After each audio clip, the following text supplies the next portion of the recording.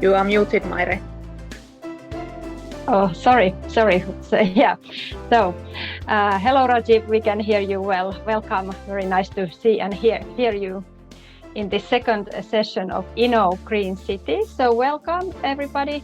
We just had our first session in the Finnish afternoon.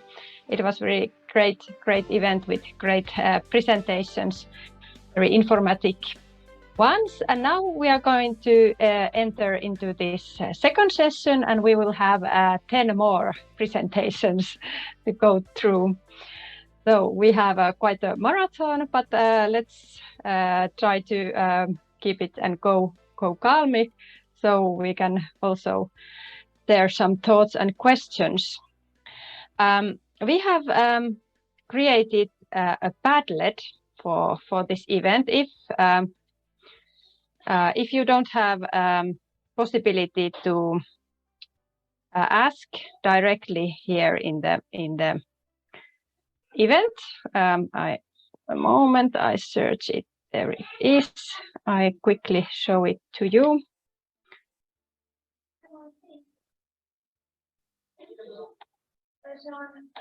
Here, now you should see our discussion platform, which is a Padlet. And if you have any questions that you cannot ask here, you can write it here, and the presentators and speakers will reply today or tomorrow for you. You can also leave some comments and feedback there if you wish.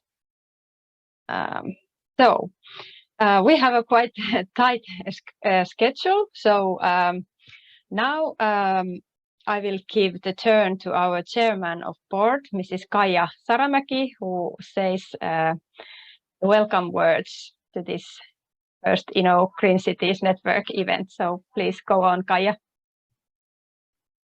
Hello, good evening all, and thank you, Maire.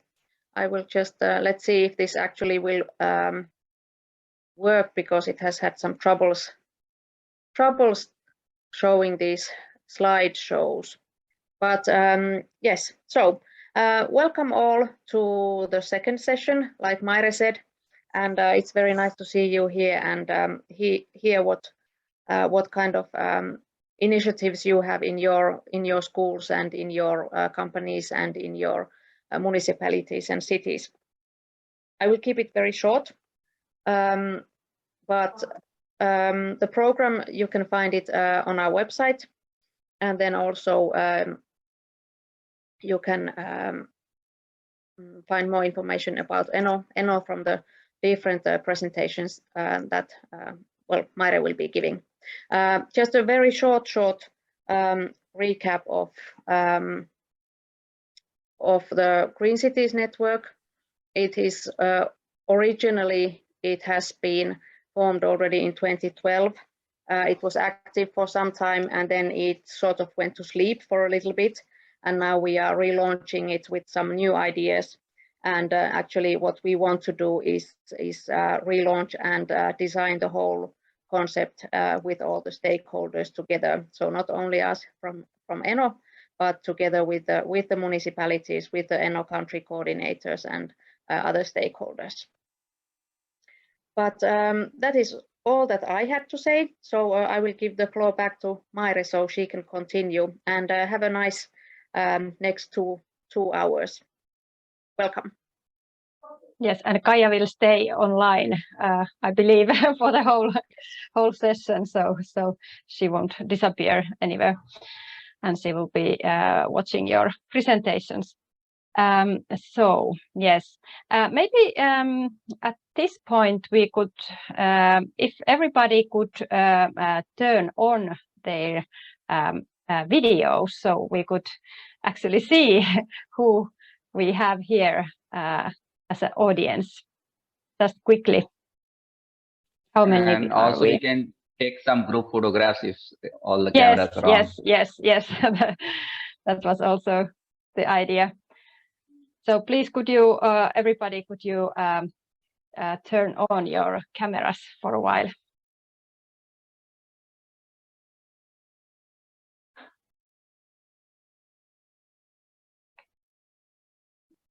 Okay, hello. There is a nice. Okay, let's try to take some photos. Okay. Yeah, for the presentation, it's maybe better to turn off the videos so that we can hear and see well without network internet connection problems. But yes, okay. So I will. Nice to see you all there. I will continue and speak about the things I know well, and that is what is ENO Environment Online and what it does. And my name is Maire Turunen, and I work as an environmental educator in ENO. And I share my screen a moment. Okay, can you see the first page where it's written ENO Environment Online? Okay, I tried to make it full screen. Last time I had the trouble that it didn't change the slides, but let's try. Does it change the slides? It's still you can see the first slide. Mode. Okay. Then I get back to this presentation, because it doesn't, when I put it in full screen, somehow it doesn't change the slide. So in short, ENO Environment Online is a global network of schools and communities for sustainable development. And we are an active network based in the city of Joensuu in Finland. And in the city of Joensuu, we have 2 partner schools where we do the projects. And we have activity in very many countries all over the world, in each continent. And ENO Environment Online was founded in 2000 by one North Karelian teacher called Mr. Mika Vanhanen, nowadays known as a tree planting guru, working for Three Body Earth Education Organization or enterprise. And we have calculated that over 10,000 schools have already participated in our events during all these years. And we have lots of activities and campaigns, and we support action-based learning. We are a climate-aware, transparent, inclusive organization. And we in ENO, we believe in collaboration, and we have many partnerships and collaborators. And ENO is also accredited member of United Nations Environment Assembly of the UN's Environment Programme. And there in the right, you can see the logos of some of our most important partners, the city of Joensuu and Joensuu Climate Department. Joensuu Climate is our important partners.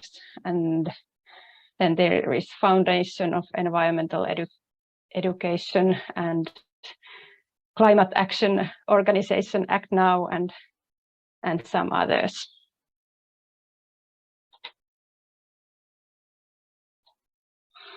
And our organization, very shortly, so our head office is in Joensuu in North Karelia.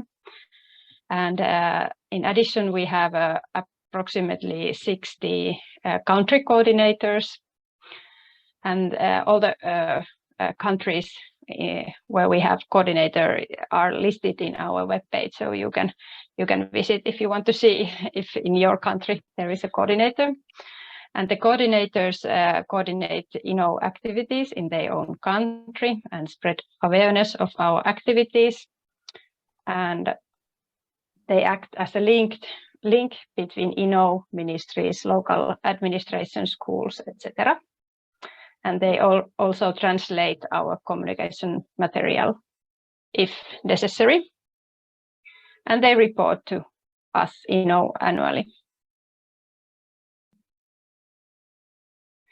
And here I've listed a little bit our activities, what we do concretely. So we have a campaign for schools and communities. ENO Tree Planting Day is held twice in a year. We have ENO art campaigns twice in a year, one in autumn and one in spring. I'm speaking about European autumn and European spring. We have ENO Weather weeks twice in a year. And we have been organizing ENO or the ENO Energy Awareness Week, following the example of Motiva, Finnish sustainable development company, and spreading it internationally. And we have organized United Nations World Water Day celebrations and some outdoor classroom days events also. And if you visit our page, you can find there our year calendar where all our activities are listed. And here you can see some images of our events.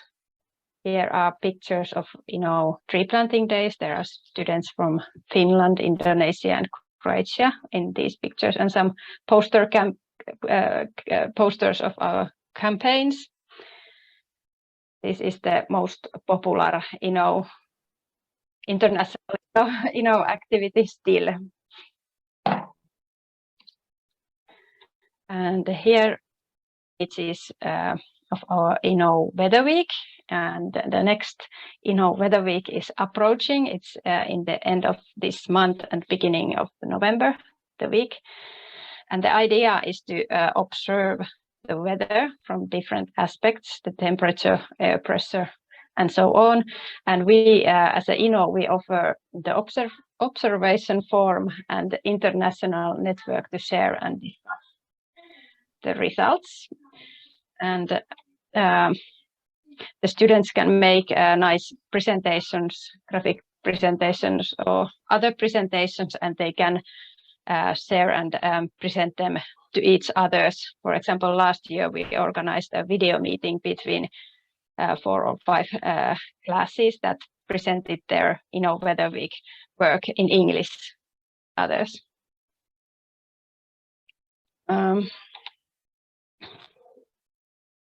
And here is a slide and images of Energy Awareness Week. We have brought the stationary bike to students, and they produced energy by pedaling it, and energy was used to charge the mobile phones. And a couple of years ago, we also made a poster exhibition related to this energy subject. These are some examples. We have had some other campaigns too. And here are some images of ENO art event. The ENO Light for the Earth event is the beginning of December. It's coming the 2nd December this year. It's a Friday. And the idea is that the students create lanterns, and they are switched on at the same time, so that it creates a beautiful light chain around our Earth. And the results are collected in our social media platforms, like ENO Teachers Facebook. People post the photos and videos of this event. And in the springtime, we have ENO upcycled art contest, and the students create artworks by using recycled materials. And we have in this competition, we have, of course, awards for the winners. And there are different categories based on the age of the students. And during a couple of years, we have also organized some outdoor classroom days. In 2021 spring, we investigated microplastic with students. Last autumn, we cleaned up the environment from the trash. And last spring, we went out flower bombing. We created those flower bombs and threw them around nearby the school. It was very fun. fun activity. And networking and these kind of international gatherings are important to ENO. We have just relaunched this ENO Green City Network, and we will have in the future more events. Then we have had conferences with Act Now organization, like last World Environment Day. There was the world's longest and largest Environment Online event. It lasted 24 hours. Thank you, Rajiv. Rajiv is the main organizer of these Act Now conferences. It's a huge event and will be organized, I believe, next year also.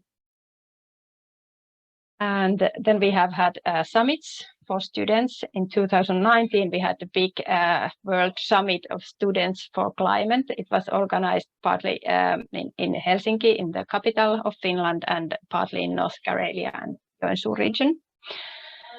And in addition to those, we offer twinning possibilities for schools and classes, and we link schools for joint projects. And we can organize video meeting sessions for students and teachers on specific topics. And then we have all kinds of community projects and externally funded projects. And since the World Summit of Students for Climate was such a huge and successful event, we could watch a short video clip of that. But before we go into the video, I could just quickly show, if you're interested in participating in our events and activities, how can you do it? So you can just join in the events. Some events might require registration. And where you can find information, of course, from our webpage, and we have also a newsletter which we will try to send every month. And you can follow us on social media. We have 2 Facebook pages, Instagram and Twitter, and you can always, of course, send us email. So, but now we could watch this video. A moment.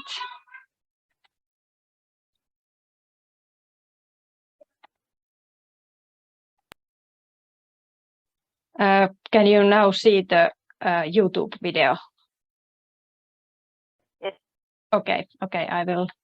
The World Summit of Students for Climate was organized so that students could share their concern about the climate change and discuss concrete and measurable actions they could take to prevent it.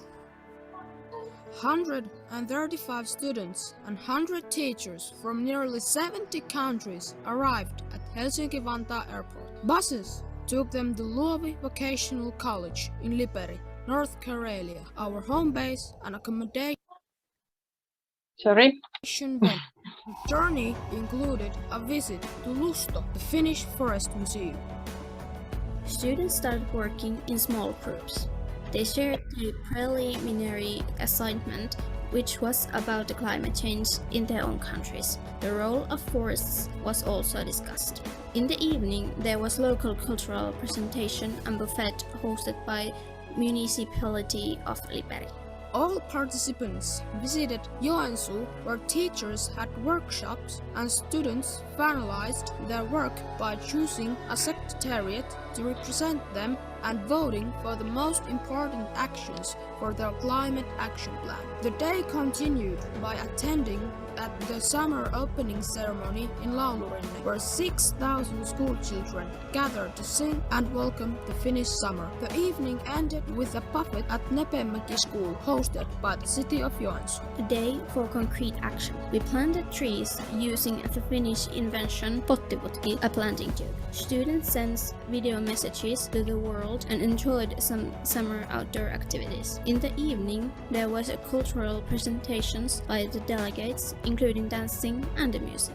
We visited Kolli National Park to experience the unique Finnish landscape.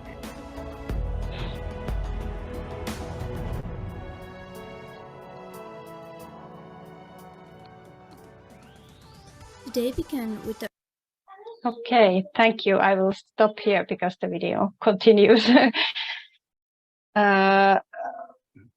So that's what ENO does in a nutshell. If you have any questions, you can ask in the Padlet, because we are going to let the next speaker to present, and this is actually a recording. It's a presentation of Kukka-Maaria Hamunen, who is a climate coordinator of the city of Joensuu. Unfortunately, she is a partner organizing this event, but she couldn't participate physically in this event, so we recorded her presentation from the first session, and I will show it to you now. Just a moment.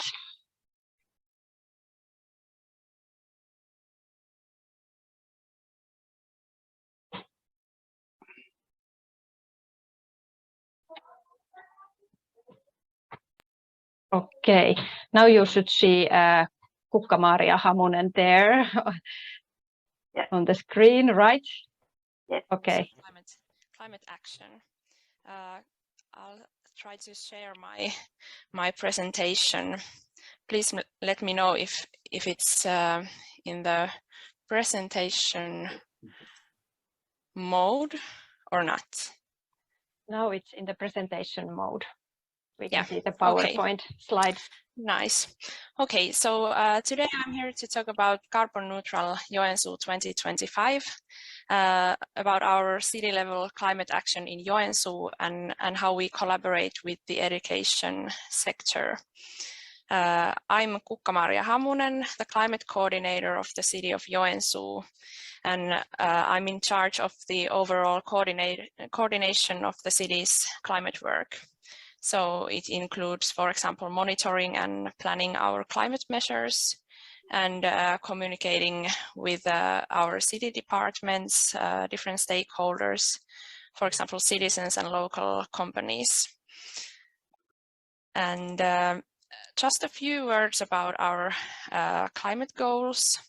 So carbon neutral Joensuu 2025 is our city's strategic goal. So it's the main goal of our climate work here in Joensuu. It means that we are aiming for carbon neutrality, so that we will have our carbon emissions and our carbon sinks in balance in 2025. So there shouldn't be any more emissions than we can store in our carbon sinks. And this goal is implemented throughout our city organization. So there is a comment that slides are not changing. Okay, so there's the same problem perhaps. Which one can you see at the moment? The first. Okay, I'll try it again.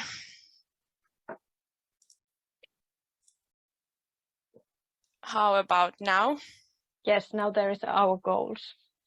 Is it changing? Yes. Okay, so now it should work. So all of our departments and subsidiaries must work towards this carbon neutrality goal. And to achieve this goal, we should reduce our emissions by 60% by 2025. And we also have a goal to reduce our emissions by 80% by 2030. And the baseline year is 2007. And climate targets are really visible in our city strategy. The strategy states that we are aiming for or to be a forerunner in climate policy, and we will achieve our climate neutrality target by 2025 and consider climate effects in all our actions. We also have a lot of other commitments. We are a member in various networks in Finland, for example, Carbon Neutral Cities Hinku Network and the Finnish Sustainable Cities FISU Network. We have also signed an energy efficiency agreement for the municipal sector, and also have an ecosystem agreement between the state and the city. These all include climate-related targets. We have also signed the Covenant of Mayors for Climate and Energy, which is an EU or European level climate commitment. And here you can see our path towards carbon neutrality.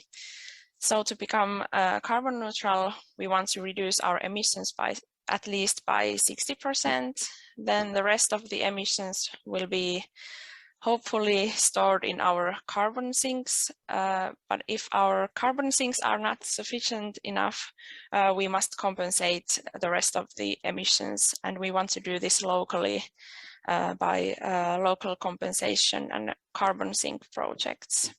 And this is how we aim for carbon neutrality. Here you can see where we are at the moment and how our emissions have developed from 2007.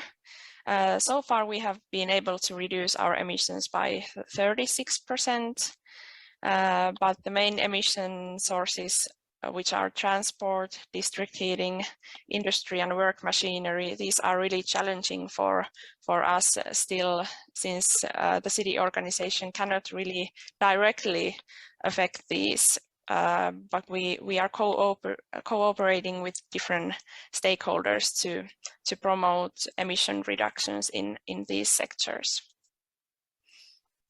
Then a bit about our climate program, which includes all the concrete actions, measures, targets for our climate work.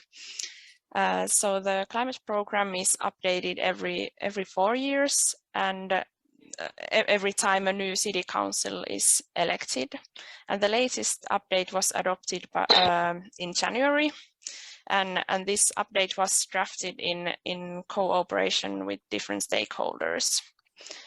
The main goal here is still to become carbon neutral by 2025, and the program includes a lot of different sector-specific objectives and measures to be able to reduce our emissions. There's different measures related to emissions, carbon sinks and compensations, and then a bit more indirect measures such as climate communication, working in networks, and making sure that we have enough resources for climate work. Then there's measures related to transport, energy, sustainable consumption, to circular economy, and also to climate change adaptation and biodiversity. And every time we update this program, we want to make sure that we choose the most effective measures in this program. So we make this kind of an impact assessment for these measures. I already met here. You can see all the networks we are a member in. There are a lot of Finnish national networks and also some EU level or international networks as well. And we have this local level climate business network to encourage companies and other organizations to reduce their emissions. And we sign a climate commitment with all the members, all the companies that want to join this network. So they choose their own measures to reduce their emissions. And in this network, we provide some tools, information, visibility for the companies and other organizations. For example, ENO is one of the members in this network, and so far we have over 40 members, 40 climate partners. And then a bit about how we cooperate with ENO. we have a long history of cooperation and collaboration with ENO. It already started in 2013. We have a commitment to the city will support ENO and ENO provides support for our local schools in sustainable development, and they plan and implement projects, campaigns, different kinds of events in sustainable development related themes for the schools. And for example, one of these is this annual tree planting event. The city provides land area for this, and ENO coordinates and executes these events with the schools. ENO has also organized or coordinated the Suven Avaus event, which is annual end of the year or start of the summer event in which all the different schools and students from all around Joensuu gather to Laulurinne and sing and celebrate the end of the school year. The city also cooperates with other educational institutions. For example, we visit local schools to tell about our climate and environmental actions. For example, high schools, universities, vocational schools. We are also a partner in various collaboration projects with the University of Eastern Finland and Karelia University of Applied Sciences. The city also, every year we have some thesis students or trainees working for the city in climate or environment related issues. And we also have a lot of course collaboration with the schools. For example, the city can provide the schools some ideas for course projects, and we also have some study visits. The students come to see our work here at the city. And lastly, some tips for you if you want to follow the city of Joensuu's climate work. You can visit our website. There's an English section as well. You can find out more on what we do here, and you can follow us on social media as well. So thank you. And lastly, I want to just remind you of the motto of our of the city's climate work. You don't have to do everything alone. In Joensuu, we think that cooperation is the key to really achieve our targets. Thank you.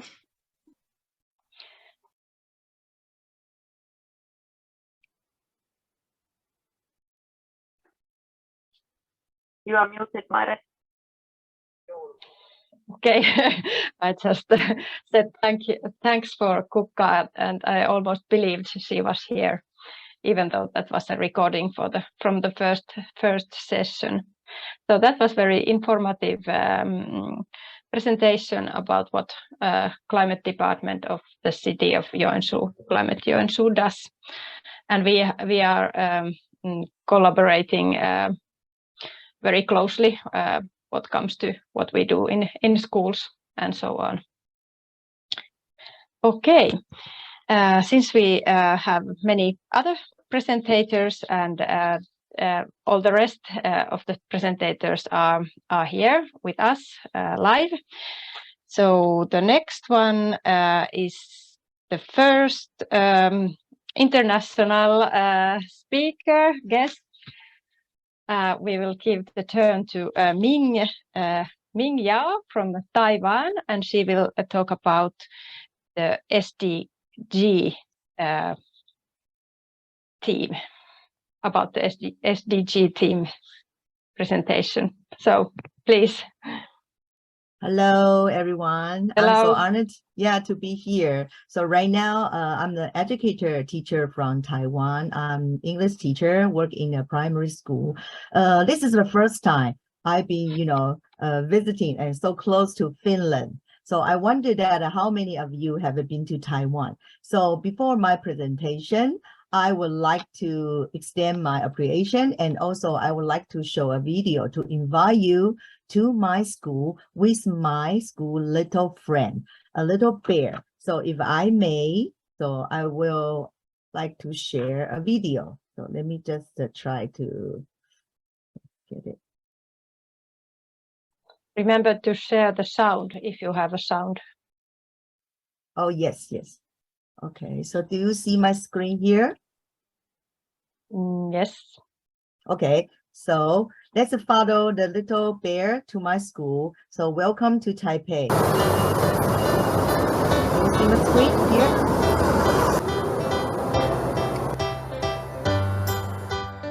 So this is how my school kid come to school. Take an MRT on foot.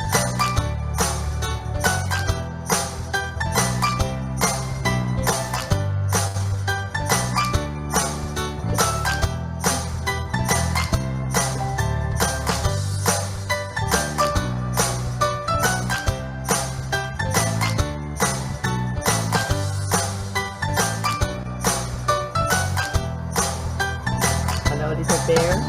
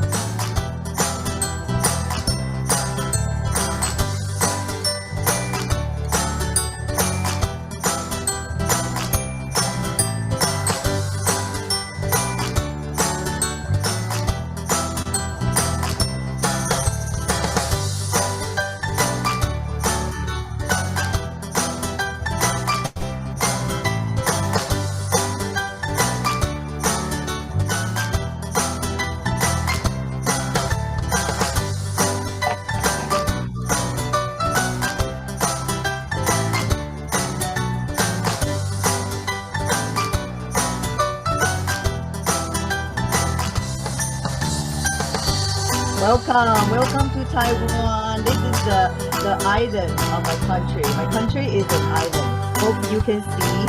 So our goal, so welcome. So this is the map, an island of Taiwan we call Formosa. So this is my beautiful island. 有的散户真的有钱啊。 Yeah, so welcome to Taiwan. I think from the video you can see that the little bear. So it is made of by a paper plate. So we use the the waste of a plate to make the bear. So this is okay. Welcome to Taiwan. I will tell you more about the story of a bear. So I'm the educator. I've been teaching English for about 20 years. So during my teaching, journey, I will like know that a teacher is a lifelong learner. So I learned lots of digital tool like a Microsoft, a Google certified educator, and after pandemic, so definitely digital tool is empower teacher, so to step outside the classroom. So thank you for this opportunity for this platform. So there are many titles and many roles, but I think to me the most meaningful role is that I'm the teacher. I trying to cooperate teach SDG in education. And also the global school advocator, I think is the most meaningful to me. So that's why I got the honor to be here to share my SDG journey and story. And definitely it's not a teaching, it's not about title.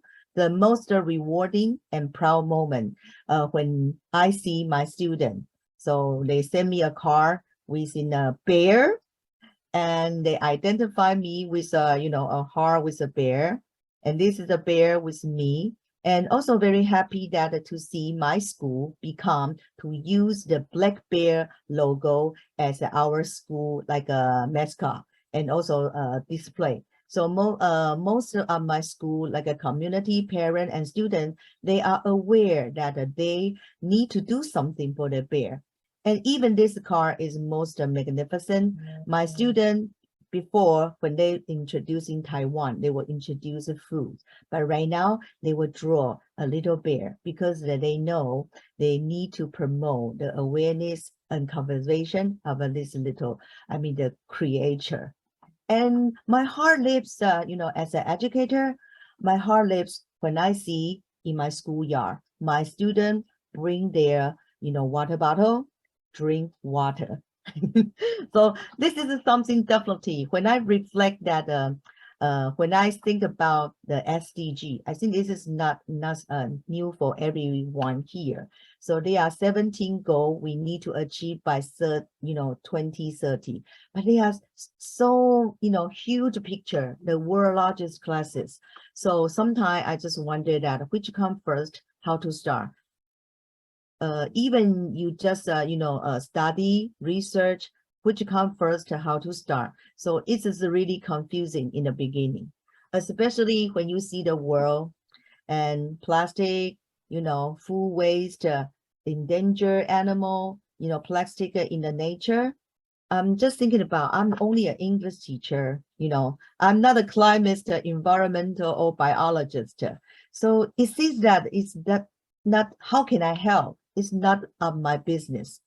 But just like I mentioned that when you use a digital tool, when you have a friend, it's just like how we see our situation. We need to keep our open mindset, like a fail. We cannot be afraid of trying. So fail, which means that first attempt in learning. So I think when as an educator, a teacher, starting to promote this SDG, the big word in my school. So I think there are some key 5R need to start our SDG engine. So we need to rethink our role as the facilitator. And also we need to relay SDG with our classroom. Definitely research the resources we have, not we don't have, like the glass of water. Think something we have in our school, in our community. And also we need to reach out and connect. And then we united our community and school, and definitely the learner, the student, even teacher ourselves. So I think there are some key points I would like to share that to start SDG engine. If you are only a school teacher in a primary, a school setting. So I think we need to be authentic, see the authentic world and use accessible, make this world accessible to our learner and make this, world relevant to our learner and definitely put connection and collaboration together. So as an educator, step outside comfort zone. I think definitely our kids, learner, are our leader. They're the kids lead and listen to what they want to say. So give you a little short like a background SDG in my school. My school is located in Taipei. As you can see from the video, it's a very downtown area.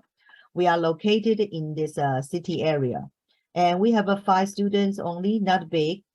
We are public primary school setting, but like most city school, we focus on academic performance. So which means that we have English, math, natural science, English, but we don't have a SDG, global, education as our, government curriculum. So busy, tight schedule for learning and teaching. So like I mentioned, no formal subject, including this SDG curriculum. So definitely SDG awareness needs more attention for teacher and student. But so lucky, I have a team of a school teacher to work together. Like one of the presenters say, you don't work alone. So I'm very lucky in my school. I have a team, and these are my young little C, because they are the learner and also they are the leader of my school SDG program and SDG curriculum. And definitely, we cannot work alone. In Taiwan, I live in Taipei here, but definitely SDG, when we do something work, we need to connect, to reach out. So this is the SDG Educator Taiwan Without Border across city and school level. So in Taiwan here, I have an SDG teacher group. So we across 3 cities, Taipei, New Taipei City, and Taichung. And we have a 3-level school work collaborate together.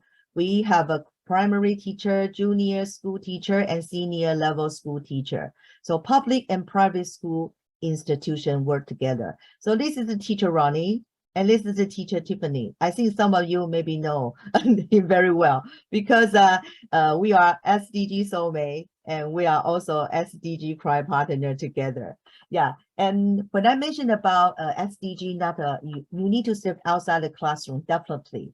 So this is some project we work with a collaboration with our community partner. So we work with the university students in our community. Like the UNICEF mentioned about, the future promising is the youth. So we try to give the youth opportunity to be leader, because they are going to be, entrepreneur in the future. SDG, when we achieve, so I think it's on their hand. So by educating my school, our school kids level, like a teenager, primary or teenager level, we trying to work with these university students. So they are Taiwan University student. These are a club.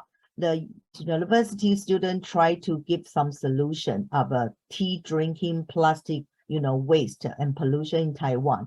They create a company, like a club, to actually using the reusable plastic cup to replace the plastic cup. So we visited this university student. We learned from them. My student learned a lot about this, plastic waste in our city across the island. And also we work with Taiwan normal university students. They create a club trying to achieve the CSR. The professor there, they're trying to give the responsibility of the university to student. They empower the student. They could do something.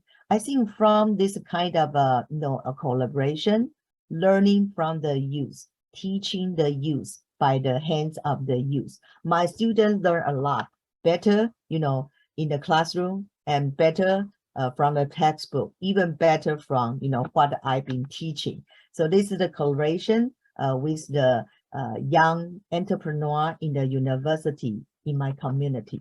So definitely, I think when we do the SDG as an educator in school, we need to connecting the dots and put the pieces together, acting local and think globally, and also pave the way for future.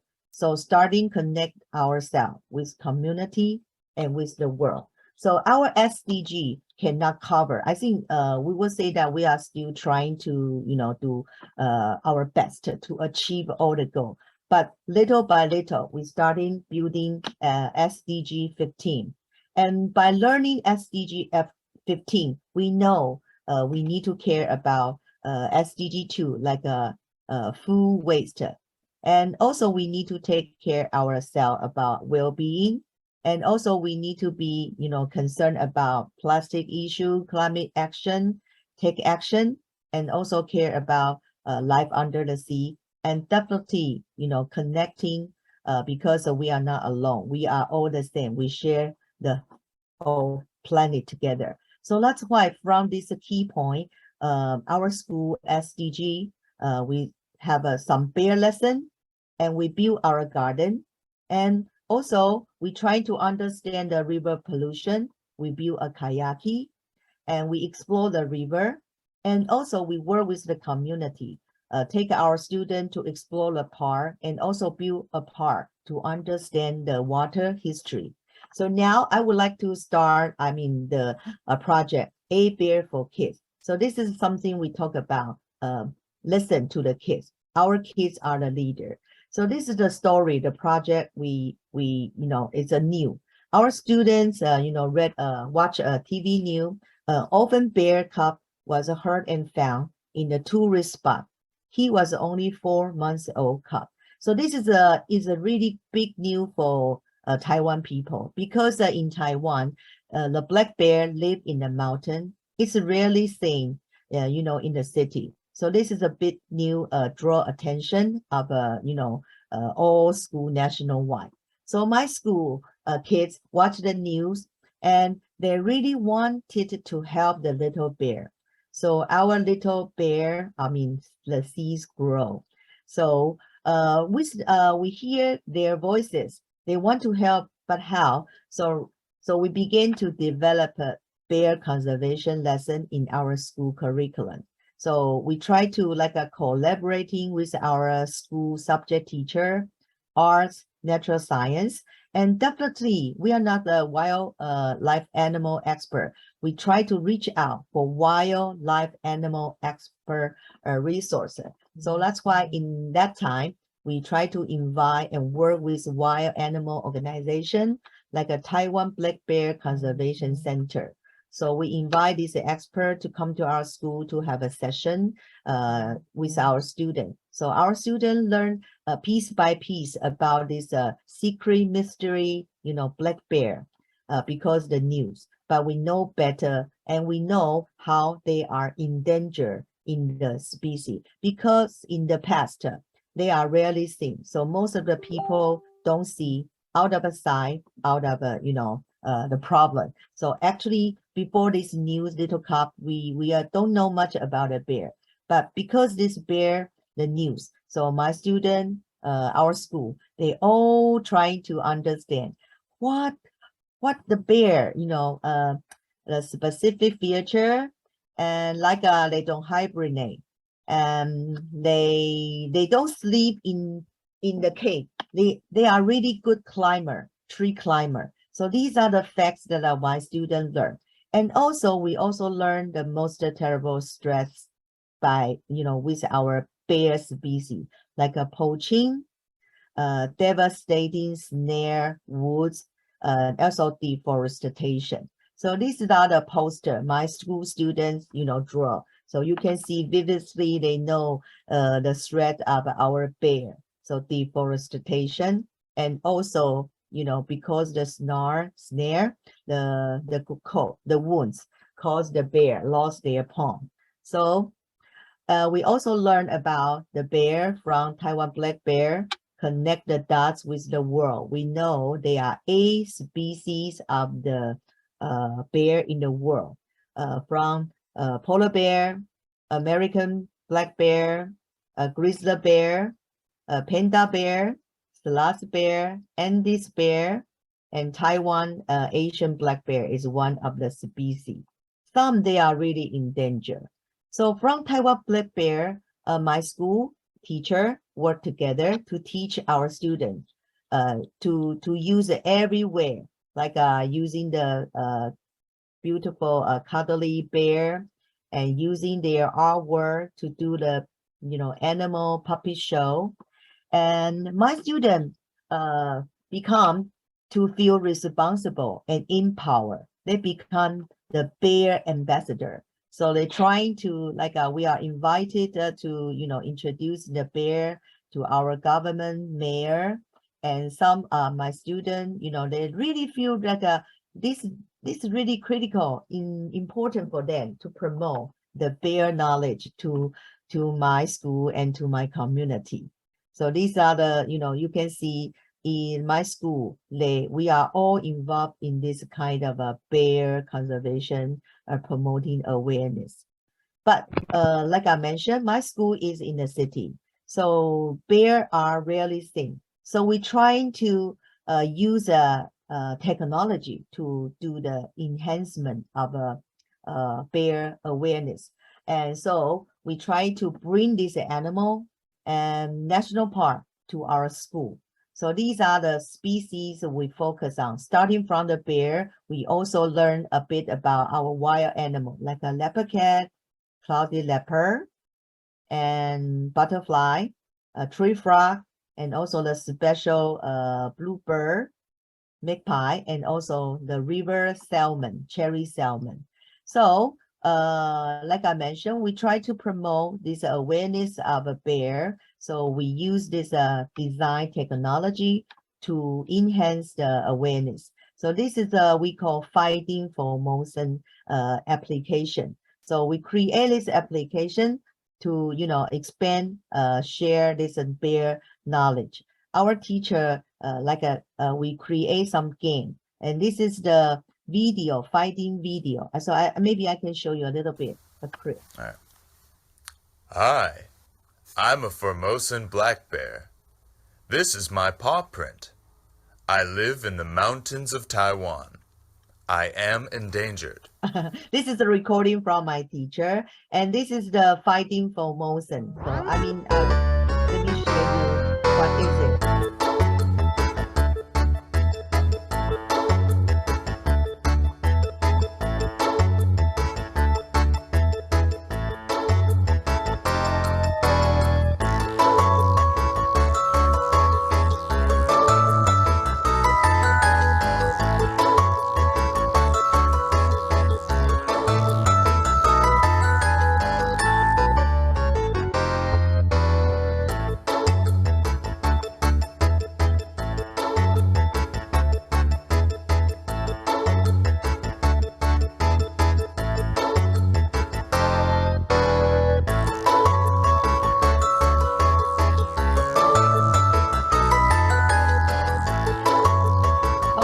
I think by using this app, my student could, you know, actually feel the forest is in our school. So we try to break the barrier, try to bring the forest, the wild animal into our school, school. And also this is the app we create, trying to use the, color augmented reaction. The student could color and the animal will come alive. So in my school, not only expanding, deliver the bear knowledge, and also my student also thinking about some action we can really do to help. So this is the fundraising for bear. So every year my student will do the handmade soap to raise the fund, money for the bear and for the donation, not only for Taiwan black bear. Mingyao, can I ask how Okay. many slides, because we are time is running up, yeah. and I should give the turn to the other speakers, so that definitely. This Sorry. is just so this is very lovely, and maybe you can share your presentation afterwards, and we can publish it. This is the loveliest presentation so far. I really love those little bears, and in Finland we have many bears, so welcome. Maybe we can do a twinning project with you and your students. Yes, let's keep in contact. But now I must give the turn to thank you. Thank you, Ming. Joanna Bunikowska, who is a research assistant from the University of Eastern Finland, and she will be talking about schools as drivers of change and open science schooling methodology. So Joanna, please, you can start.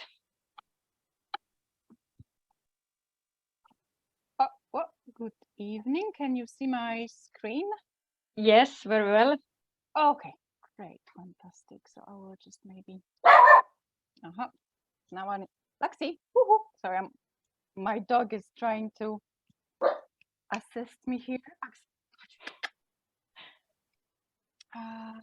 Okay, so I'll turn into the presentation mode. Let me also check if my slides are moving. Are they moving? Can you see my slides changing? Yes.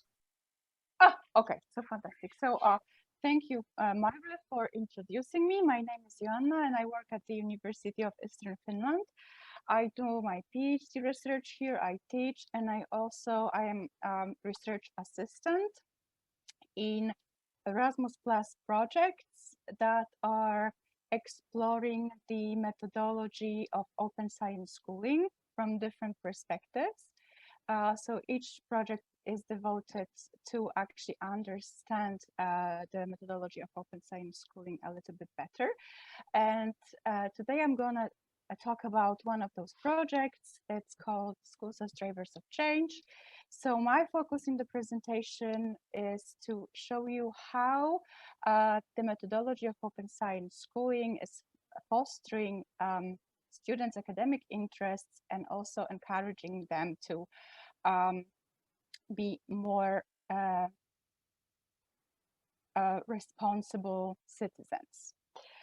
So the plan for my presentation is quite simple. First, I'm gonna talk about open science schooling, what it is, how do we understand this, what it's all about. Then I'm gonna introduce the idea behind the project, Schools as Drivers of Change, and also I'm gonna give you some examples of how the project has been implemented by different schools that collaborate in the project with us and other consortium partners. So first, the idea of open science schooling. So here is the definition provided by the European Commission in 2015. So it's first the concept of open science schooling has actually developed on the basis of a different concept it's called open schooling. And open schooling has been understood as the concept, the idea where schools in cooperation with other stakeholders become an agent of community well-being. Families are encouraged to become real partners in school life and activities, and also where professionals from enterprise, civil and wider society are actively involved in bringing real-life projects into the classroom. So basically, the idea of open schooling is about opening up the school towards wider society and also encouraging the society, different stakeholders like families and companies and other institutions to also be part of the school life. Right?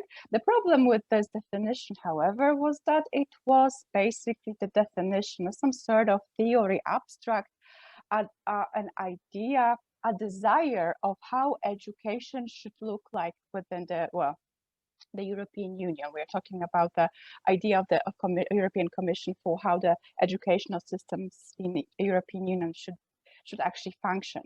So that was actually just the definition, and what was needed was actually to operationalize, so to make it practical, to implement it in real life. And University of Eastern Finland, alongside other partners, and of course schools from across Europe, started to deciphering this definition of open schooling in different projects. So the first projects indeed focused on open schooling, and soon after the idea itself developed into open science schooling. And open science schooling is basically the same idea what the open schooling is. So opening up the school to the community, stakeholders, collaborating with them, involving them in life of school.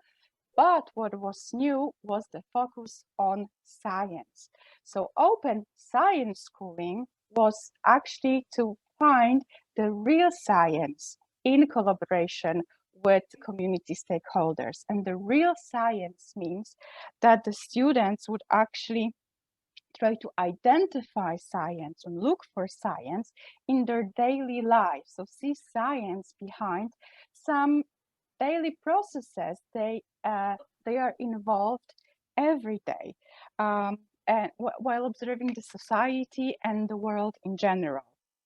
So the idea also behind this real science is that they would use science, that is scientific method and also scientific theories, to understand the reality around them, the society and the challenges within the society, in collaboration with the community, with the stakeholders, and then through practical engagement outside of school, and then bring back this knowledge back to the classroom.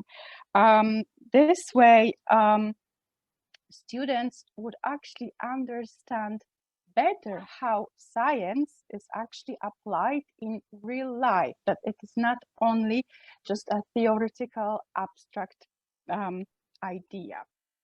So for example, if the students are interested in the issue of if the problem of soil erosion, they according to Open Science Schooling, they would actually go out and talk to the farmers about the problem, go to the field, actually touch the soil, take it into their hands, and later on take a sample to look at it closer at the in the laboratory with their, let's say, biology or chemistry teacher. That would be more or less the example of Open Science Schooling approach. Also, what's underpinning the idea of Open Science Schooling is that with this approach, we can actually bring science learning and the students together. So there we can actually make a connection, because the science has been very often found boring, difficult for the students, and through this practical application to science and seeing it through the lens of our society, our community, our daily problems and challenges, and using science to understand those problems, we are bringing science closer to the students. Science become more familiar to them. And also, I mean, the transformation of the image of science is actually, it goes actually even farther, because many of the students that we have worked with, they actually say that, well, simply science is fun. So this is quite dramatic change in the attitude towards science, and that we can observe through Open Science Schooling methodology. Sorry, my dog. And then, so what is also something important to underline here is that Open Science Schooling is not really about teaching students a different thing, different subjects. It is actually changing the approach of how we are teaching them. And maybe to, well, sum up visually what the Open Science Schooling is about. So you can here see the, let's say, well, the ecosystem of the idea of Open Science Schooling that puts together teachers and the students and the community stakeholders and the society in general. And what are the forces that bringing them together, that well, are making the system actually functioning, is the curiosity and the interests of the students that is being fostered within this approach, because they are engaged in actually understanding the society. They are closer to the society, so they are more engaged in learning of science, but they are also more engaged in the society problems, because they are encouraged to observe what is around them and try to understand and bring the problem, this curiosity, back to the classroom and try to understand it using the support from of the teachers, and also the support of the science. Through this, kids get develop their capacity, the capacity to understand the world around, to understand different phenomena they can see, and also they develop various skills, because Open Science Schooling, we put more emphasis on skills rather than on the knowledge. Knowledge itself is important, but actually the practical application of the knowledge is actually paramount. So here actually I will give you some more characteristic of Open Science Schooling, what it is in practice. So some of them I've already mentioned, but just to kind of maybe organize everything better. So as I said, open science schooling is about real life science and challenges in the society. So I'm not going to repeat myself, but also it is about practical collaboration with community.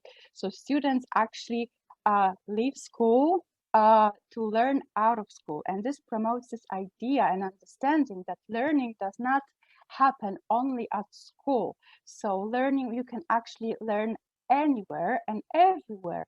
And in this idea about behind collaboration with community, we understand that the community experts and professionals and practitioners are the sources of unique and very important knowledge, the knowledge that is also provided through practice in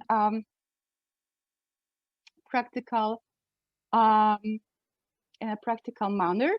And what is also something I really want to emphasize here is the idea of collaboration. So it's not cooperation with the community partners, but it is a collaboration, meaning that the stakeholders who work together with schools, they also benefit themselves from collaborating with schools, either because they get a new perspective, from new fresh perspective, unconventional perspective from the students, from the young minds.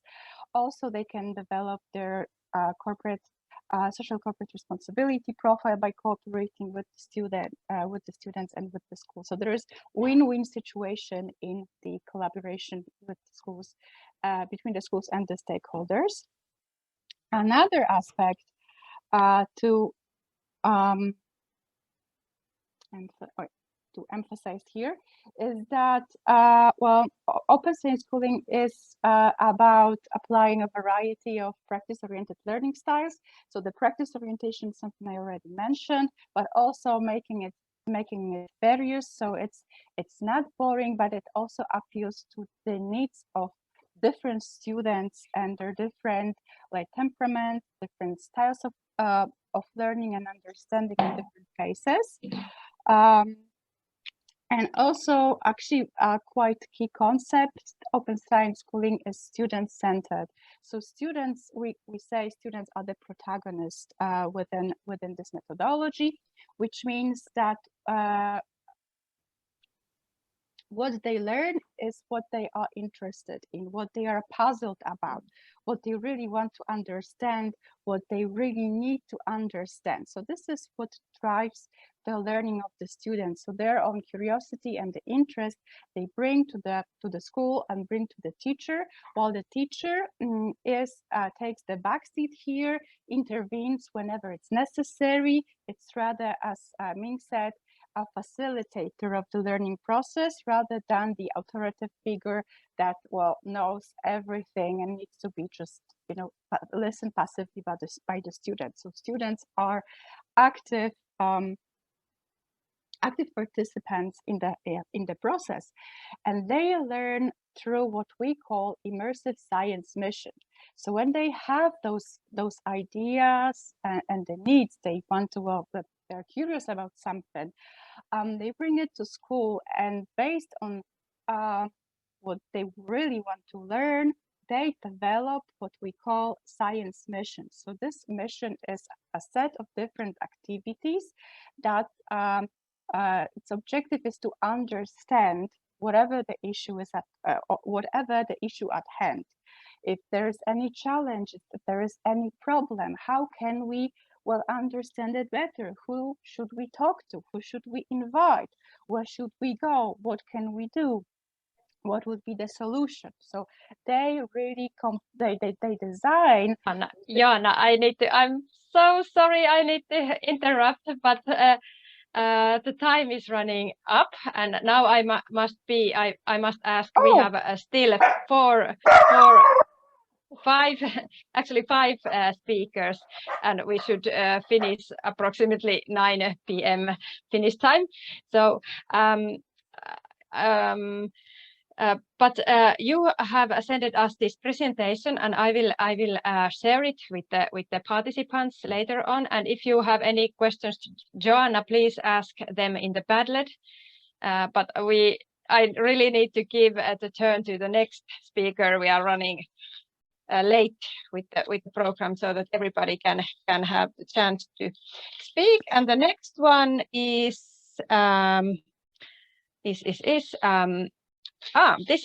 sounds so interesting. There are spice warriors from Kisumu County, Kenya.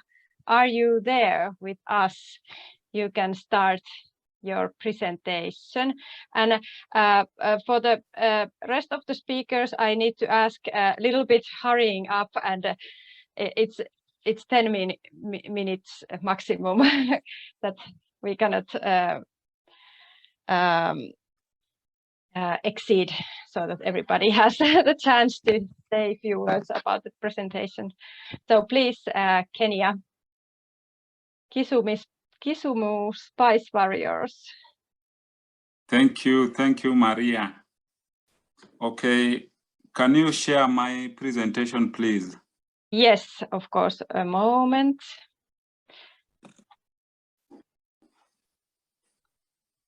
This name, Spice Warriors, immediately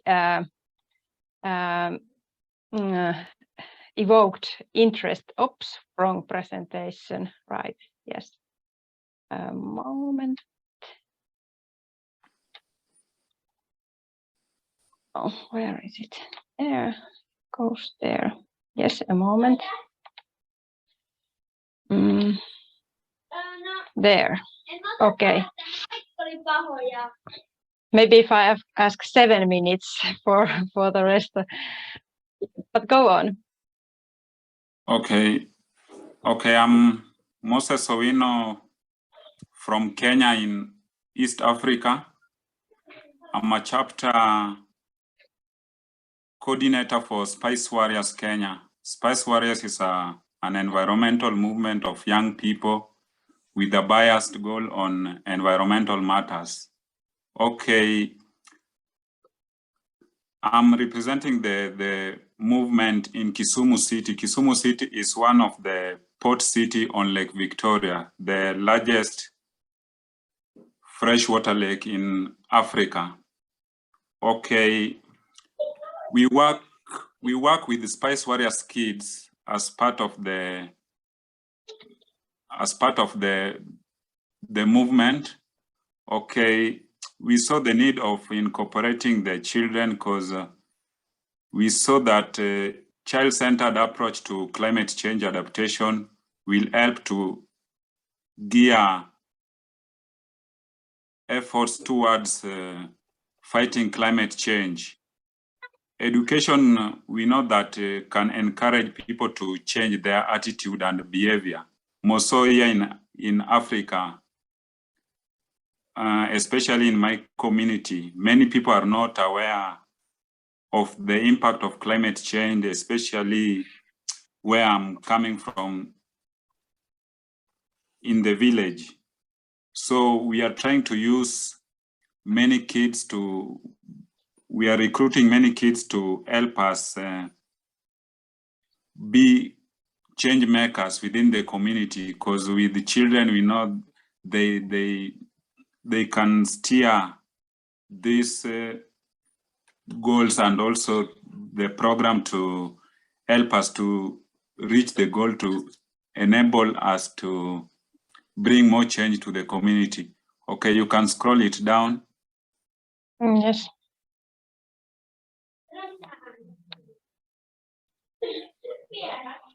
Okay, the picture here, yeah, being part, the second part, being part, the young child is using the catapult to disperse a seed ball. This seed ball is a seed where it's coated with a charcoal dust.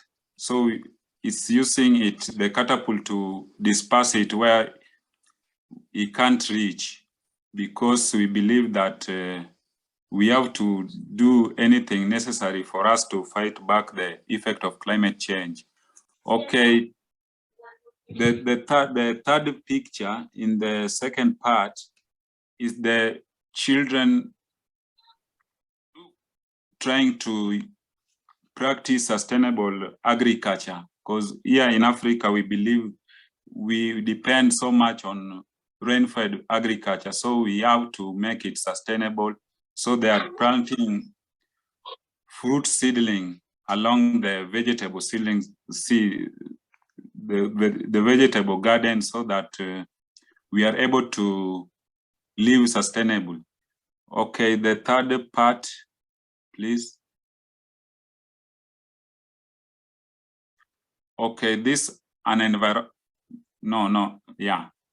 this an environmental club, because we are trying to revamp and launch the environmental clubs in various schools within the city, so that we engage more students and pupils in the fight against the climate change.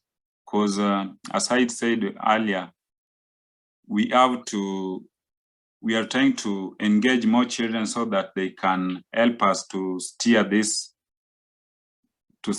efforts in driving the whole community to a sustainable future. The next part. Okay, the second last part of it, the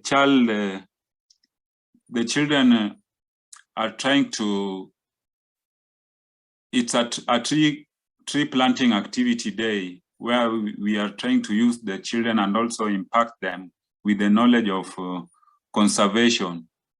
This is one of the national park in Kisumu City called Ndere Island.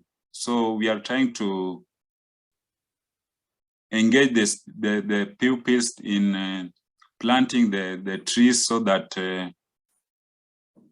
we even protect the biodiversity of the park, because due to human activities, many people do cut those trees so that they can make charcoal, and also to help them to thrive in the society. So through the children, we are trying to sensitize them in a way that they can promote sustainable activity within the park. The last bit of it. Okay, through involving the children, being that they are an ambassador, so whenever we reach them through schools, they try to involve their parents, because they are reaching their parents with the good news on what we are doing as a movement to help them, to help the whole community to live in harmonious with the environment, being that many people are still not aware about the effect of climate change within our community. So we see by involving their children, the children are trying to bring their parents to know what about the issue of our climate change. Yes, I think that's all. Due to time, I'd like to thank you for this opportunity, and also visit our pages, social media pages, and also website. And I welcome any comment and any input, so that we can fight together the issue of the climate change, because real change requires action and engagement, rather than being hopelessness and helplessness. Thank you.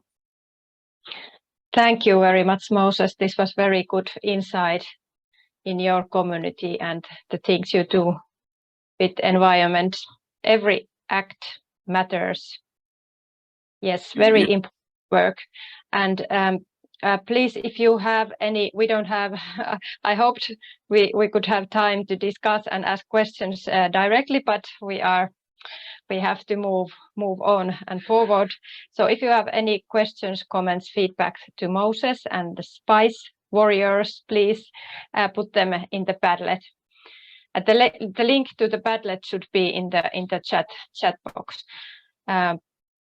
Yes, okay, thank you very much, and we will continue, and we will give the words to the Mrs. Leena Nukari from Helsinki Metropolitan Area Reuse Center, which is a very interesting place, and they have very innovative and interesting things going on with the environmental education. So please, Leena, who is also my former colleague.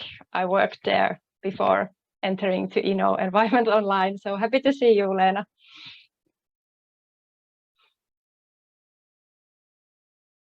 We cannot hear you.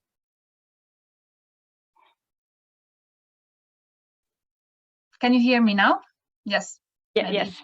Okay, yes. Thank you, Maire. It's my pleasure to be here. And I also tried to share my screen, but is it... sorry, I'm still sharing the Moses Spice Warriors. Okay. Now we can see your... You can see it. Okay. Wonderful. And I will try to put it full screen. Can you see it now still? And is it moving? No. It's not the moving. first page. Okay. And we can see the PowerPoint slides. Okay. Let's see.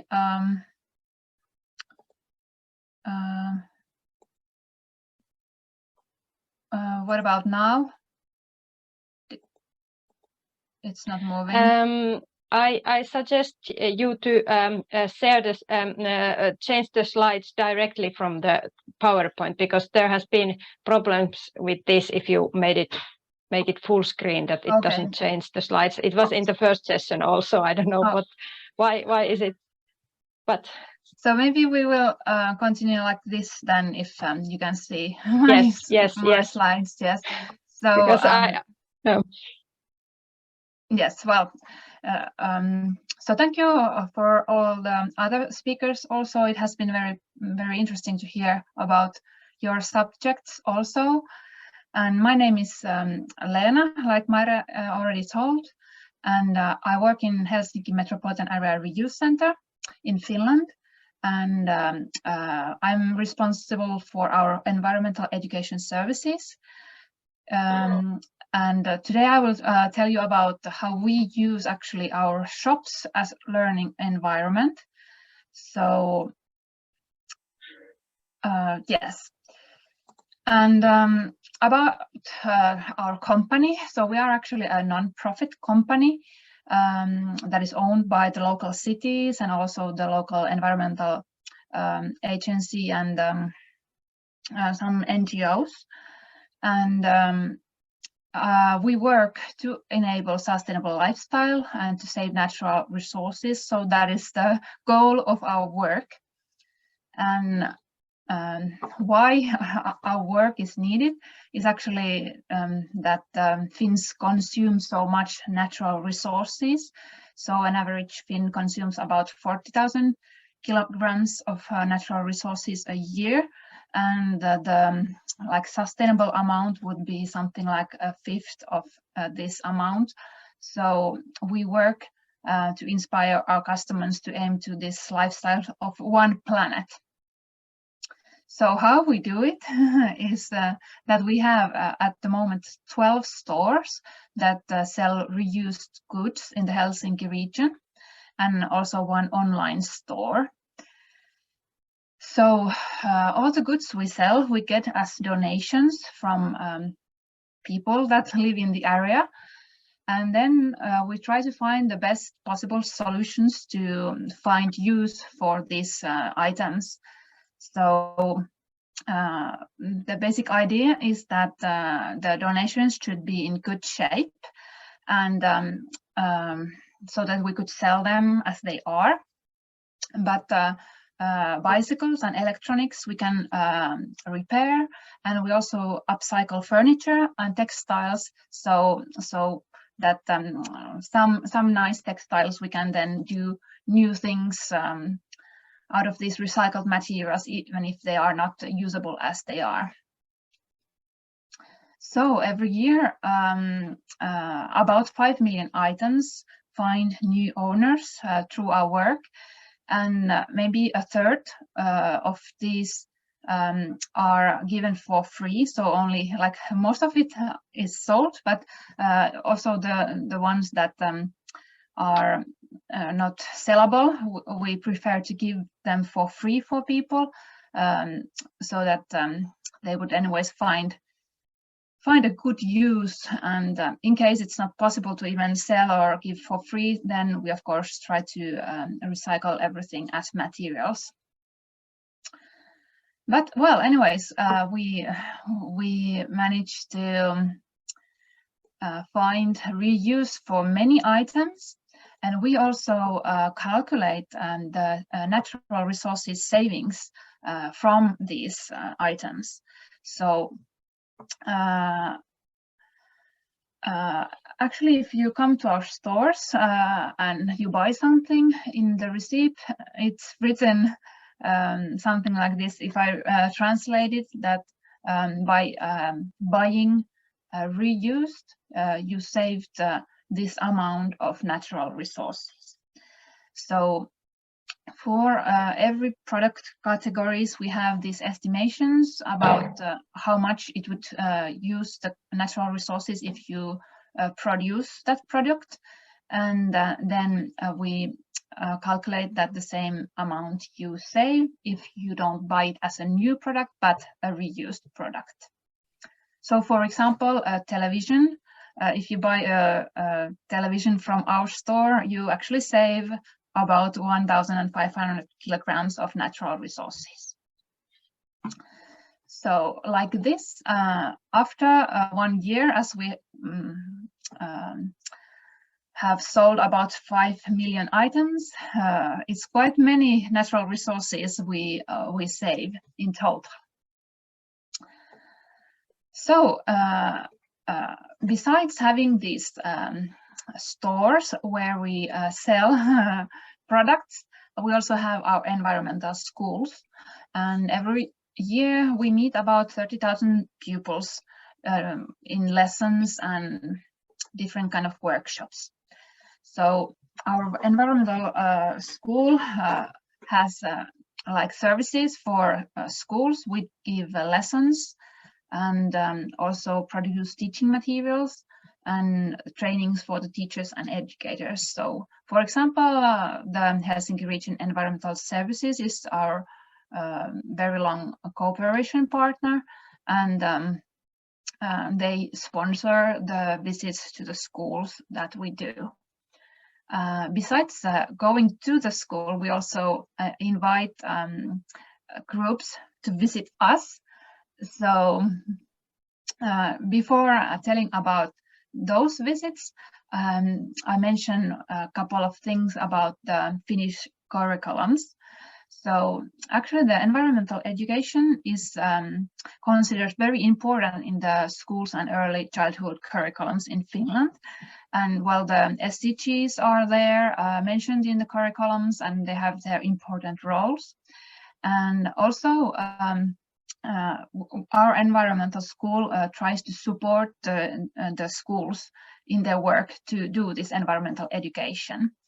And we believe that the kids should learn about the environment, in the environment, and also to act for the environment. That these three elements should be there so that we can get the kids really then to act for the environment later on, also learn this sustainable lifestyle that is the goal in the curriculums.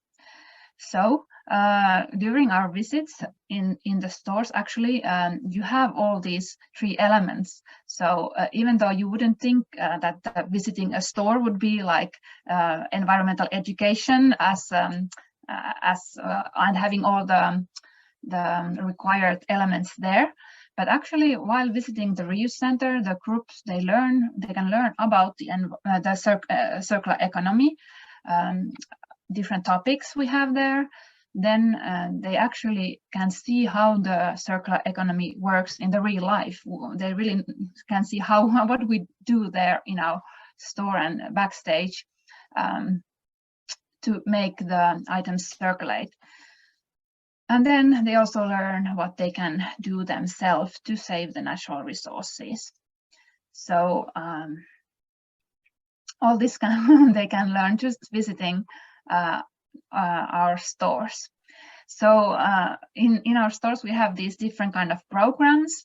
So, for example, one big thing is are these tours, behind the scene tours where you can go see also in the backstage, where we have so many items that normally it's actually quite eyes-opening experience for the visitors to see all the stuff we have there. And after that, people don't think about going to normal stores anymore, as they see that you can find almost anything in the secondhand stores also. But then we have different kind of programs. So we do animations with the kids, or for the older ones, we have these more in detailed lessons about circular economy, or lessons about waste recycling, or some handcraft workshops where they can do their own souvenirs from the recycled materials, for example. So this was in the nutshell about our concept of how people can visit our shop and learn at the same time. Thank you for this possibility, and please be in contact if you're interested about this, and maybe it could be also possible to organize some online visits for the interested group. So be in contact in me if you're interested. Thank you.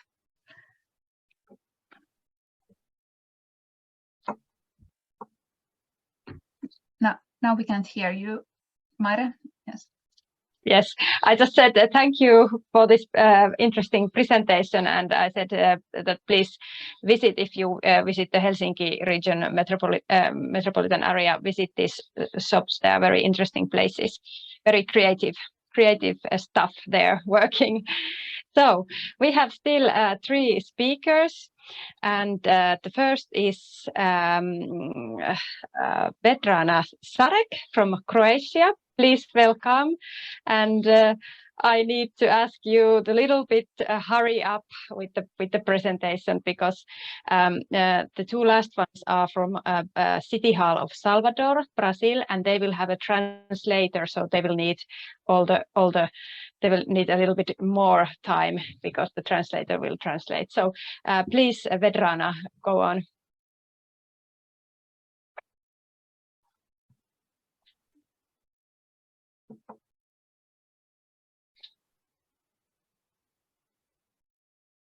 Vedrana, are you? Do you hear us? Are you here? I saw Vedrana. She was here, but now I don't see her on the line. Maybe we take now. We can take, if the Vedrana arrives here again. Let's take here the City Hall of Salvador, Brazil. Welcome. There should be Mr. Julio Cesar de Souza Fonseca. Are you there? Could you share your presentation? We take you. Yeah, yes, I'm here. Welcome. Okay, thank you very much. I will try to share my screen here. Just a second.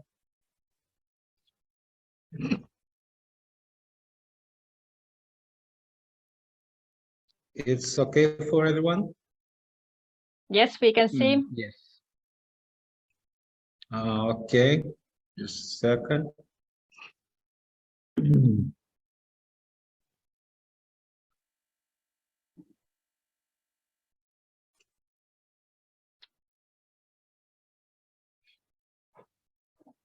Okay, it's okay for everyone? Yes, go on. Okay. First of all, I would like to thank you for the invitation to present our project in this seminar. Let's introduce myself. I know that we have the time. It's quite short, but I would like to introduce myself. My name is Julio Fonseca. I am in charge of special projects on the Education Secretary of Salvador City. So one of these special projects is exactly this education for a sustainable future regarding to food, to environment. So it's considered one of these special projects. Before starting my presentation, I'd like just to inform that we decided to split this presentation in two parts, two small parts.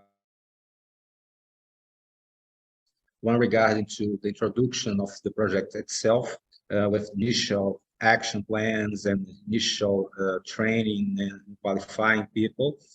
And the last part is just some few initial numbers regarding to the environmental impacts and the first key performance indicator we have already implemented in Salvador.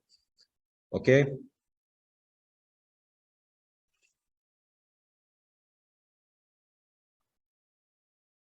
Okay.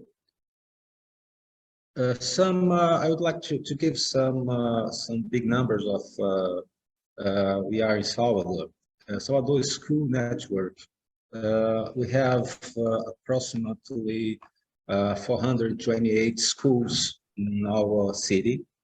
Talking about the regarding to the network of the education secretary, because in Brazil we split the schools between the city and in the state. So for the city, we have under our manager 428 schools.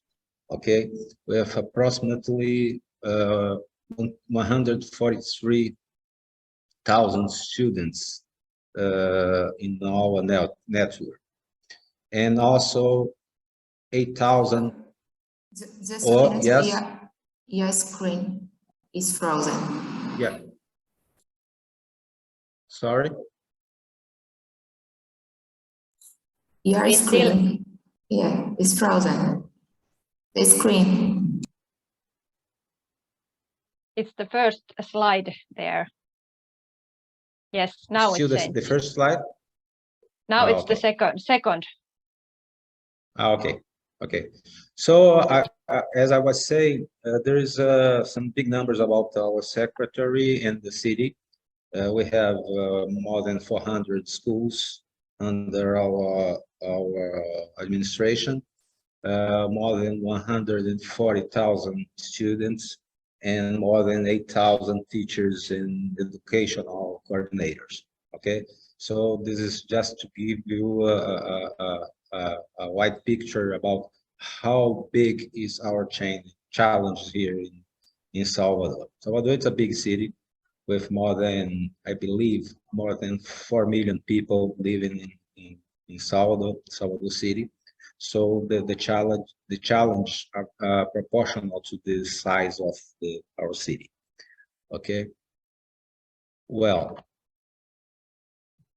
let's talk about the main objectives. Is everyone seeing my third slide? Yes, we can see the main objectives. Main objectives, yes. Well, is to implement defined actions established on our mitigation and climate change adaptation plan. It's a strategic plan for Salvador, and this kind of approach is part of this big strategic plan for the city. Okay. Other objective we have, it's to increase on health food for our young students. We are talking about young students from the very beginning, 3, 4, 5 years old, until 13, 14 years old. It's the range of ages that we demonstrate here in Salvador. Another target is to improve new nutritional habits on Salvador School Network, introducing new options of fruits, vegetables, grains, and cereals. Okay. We also, and it's very important to say this, we would like to stimulate the purchase of these products directly from small producers, what we call family farming program. So it's a combination of changing nutritional habits in the network, also stimulating the microeconomy around our city. So it's a combination of both.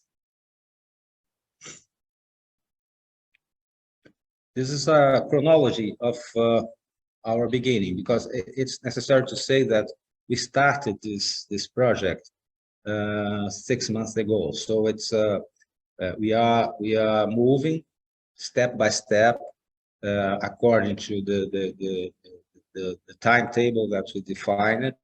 So we started we launched this project on March 22nd. So it was almost 6 months ago. Okay, it was an agreement between the Secretary of Sustainable and Resilience, that Marisa is part, and she will talk a little later, and the education, the Secretary of Education in Salvador as well. So it's two sides, two partners launching and implementing this project. Okay. Well, in April, we have some meetings with direction board and some lectures and training for specific people that will have some strategic position to support this project. So, it was 1 month late in April. We start to have this kind of lectures and training. By May, we started to train some operational people involved with cooking and with nutritional tasks in our network. So it's very important to say that these people will give to us the necessary support to be successful in this implementation. Okay. So in August, 2 months ago, we start the pilot project with 30 schools, aiming to test the new menu acceptability by the students, because we are trying to change some daily habits to eat more fruit, more vegetables, less animal protein. So it's we need some time, and we need to check how good is the acceptability of these young students. Okay, so we start this in August. So far, the response was very good, very successful with the children. So last month in September, after this initial project pilot, we decided to launch to the rest of the school. So in the beginning of September, we are spreading this initiative to the whole network of 428 schools. Okay, well, from September 15th, we start to implement the vegetable garden for 10 schools. They will have their own production. Obviously, it's not for the full school for the full consume, but part of the consume of these schools will come from this vegetable gardening that we are implementing. For next year, we will move for a deeper educational material for schools to have a more sustainable response from the students to this new kind of menu with less protein and more vegetables. Okay, and in the middle of 2023, next year, we will move the vegetable gardens to the other schools in the network. Well, it's some pictures of our initial activities, lectures for school coordinators, more than 300 people trained.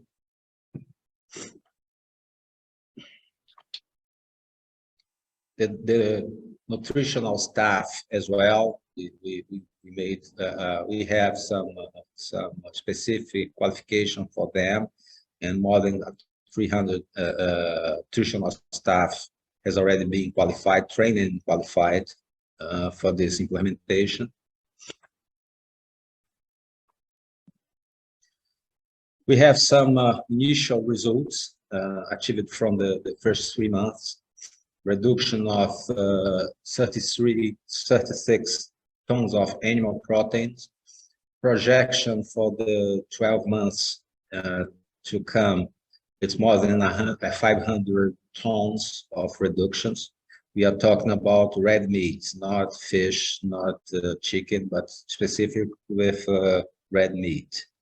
Okay, and our target is to increase the offer and consume of fruits and other vegetables by 1,000 more tons a year. So it's some basic targets that we are establishing, and we're gonna monitoring this kind of achievement using some KPIs very well discussed with the community. Well, the last three slides will be conducted by Larissa. I think she's already connected here in the meeting room. Larissa, are you there? Yes. Yes, sure. I saw her name. Okay. Is there? You don't need a translator. No. Okay. I had the wrong information that you probably need a translator and it will take the double time. But this is great. Yes, please go on, Larissa. So far, it's so good for you. Can you understand our speech? Yes, very well. Okay. Thank you. Okay, Larissa, you can move on. Okay, thank you, Julio. Hello, everyone. I'm sorry, we face some technical problems with my camera, so but I will start my presentation. So again, hello everyone. It's a pleasure to be here today presenting this program. My name is Larissa. I'm a resilience manager, and I will continue the presentation started by Julio. As Julio said, the program started in August, but was expanded to all municipal schools only in September. However, some information was collected by the Human Society International to estimate the environmental impacts of the program after 1 year of execution, that is September 2023. So with 20% of reduction in the consumption of food of animal origin, it is estimated that 16,000 hectares of forests will be preserved, which corresponds to 16,000 football fields, 4 400 million liters of water will be saved, which corresponds to 3 million 15-minute showers and more than 75 million greenhouse gases will not be emitted. Julio, can you go? Yes. Thank you. So with this program, the city of Salvador was awarded for commitment to reduce the consumption of food of animal origin by at least 20%, in line with the UN goals 2, 4, 12, 13, and 17. Also, the program is in line with the Salvador Climate Action Plan, which has as one of the actions the creation of the sustainable food program in schools, helping the transition to healthier and more sustainable ways of produce and consume food, which is essential to combat the climate crisis facing the world. Okay, Julio, can you go? Thank you. Okay. So in addition, the school gardens will be implemented in all municipal schools. The goal is to implement 10 school gardens this year, and in 2023 in the others. The school gardens will not be able to meet all the demands of schools. However, but the objective is to encourage organic food as an action of environmental education by taking students and teachers to the process of production of the food they themselves will consume. So, okay, that's it. Thank you all.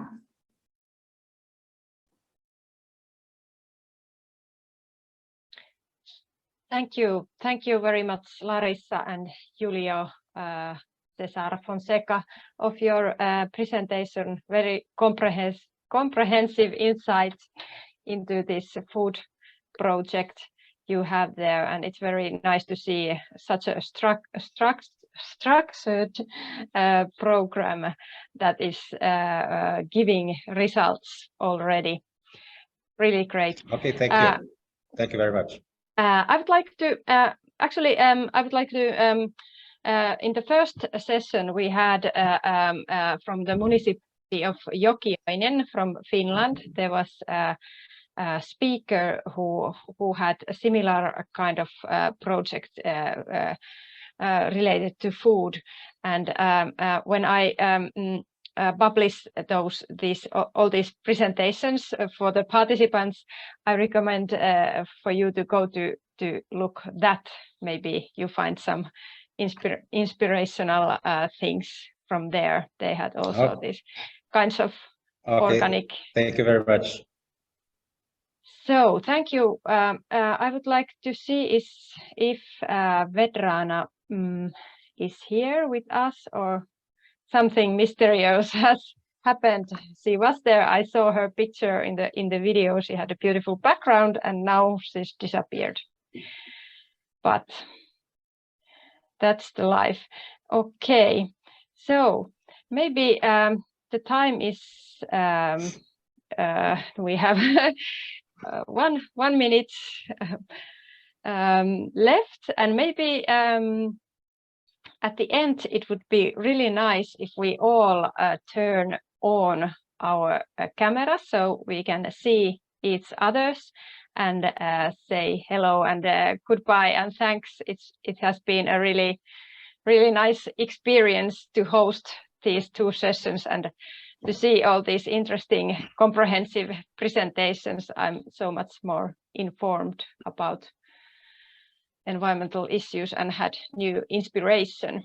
So there should be 15 more. How can we have all them on the screen? Can you see all the 15 participants? I cannot see them with one view. I would like to see you in one view, you all, that we could say hello, goodbye to each other. But the gallery view. Gallery view, yeah, yes, there it is. Now I can see you. Yeah, great. Okay, thank you very much. It has been a pleasure to listen you. I'm very sorry if I needed to cut some of your presentations a little bit shorter, but the time goes so fast. It would be really nice to have discussions and questions here live. But please put on the Padlet, and I would ask all the presenters and speakers to respond maybe tomorrow or in a few days' time to those questions. Okay. Thank you. Bye-bye. Thank you very much. Thank you for all. Thank you. Thank you. Bye. Bye-bye. Bye-bye. Bye-bye.